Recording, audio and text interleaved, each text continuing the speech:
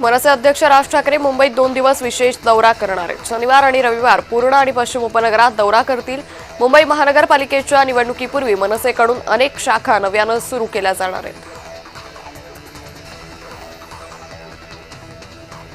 वसई विरारमध्ये योगी आदित्यनाथ यांची सभा होणार आहे। हितेंद्र ठाकूर यांच्या बहुजन विकास आघाडीला रोखण्यासाठी योगी आदित्यनाथ मैदानात उतरणार आहे। लवकरच योगी आदित्यनाथ यांच्या सभांच्या तारखा निश्चित होतील।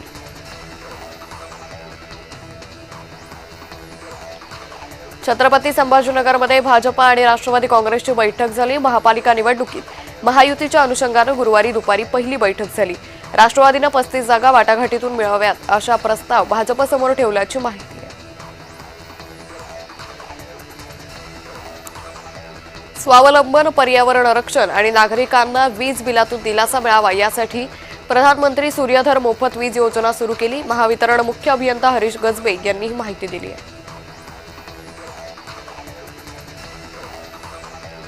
अहमदाबादमध्ये आज 5वा आणि अंतिम T20 सामना रंगणार आहे। या मालिकेत भारतीय संघ सध्या 2-1 अशा आघाडीवर आहे।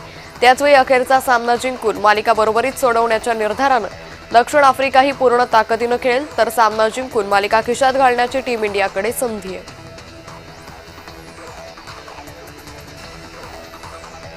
आक्रमक फलंदाजी करत झारखंडनं पहिल्यांदाच सय्यद मुश्ताक अली T20 स्पर्धेचं विजेतेपद पटकावलंय।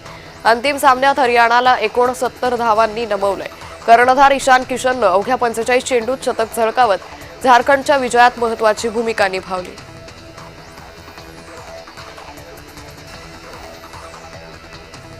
माणिकराव कोकाटेंवर डॉक्टरांच्या सल्ल्यानुसार आज एंजिओग्राफी होण्याची शक्यता आहे। त्यानंतर डॉक्टर डिस्चार्जबाबत निर्णय देणार आहेत। एंजिओग्राफीच्या रिपोर्टनंतरच अटकेच्या कारवाईची शक्यता होणार असल्याची सूत्रांची माहिती आहे।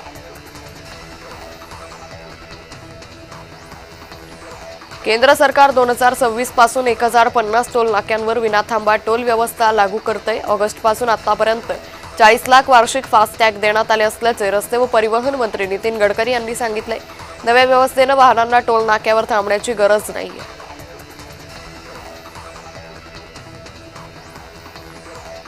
आता चक्रीवादळातील नुकसानाचं अचूक मूल्यमापन होणार आहे। IIT मुंबईच्या शास्त्रज्ञांनी AI मॉडेल विकसित केले। स्पाडा नेट या AI प्रणालीमुळे चक्रीवादळानंतर होणाऱ्या इमारतींच्या नुकसानाचं अचूक आणि वेगवान मूल्यमापन करणं सुलभ होईल। मुंबई विमानतळावर प्रवाशांनी विक्रमी टप्पा गाठलाय। मुंबई विमानतळावर 29 नोव्हेंबरला 1.76 लाख प्रवाशांनी प्रवास केला। या संख्येमुळे एका दिवसातील प्रवासाचा ऐतिहासिक विक्रम प्रस्थापित झाला आहे।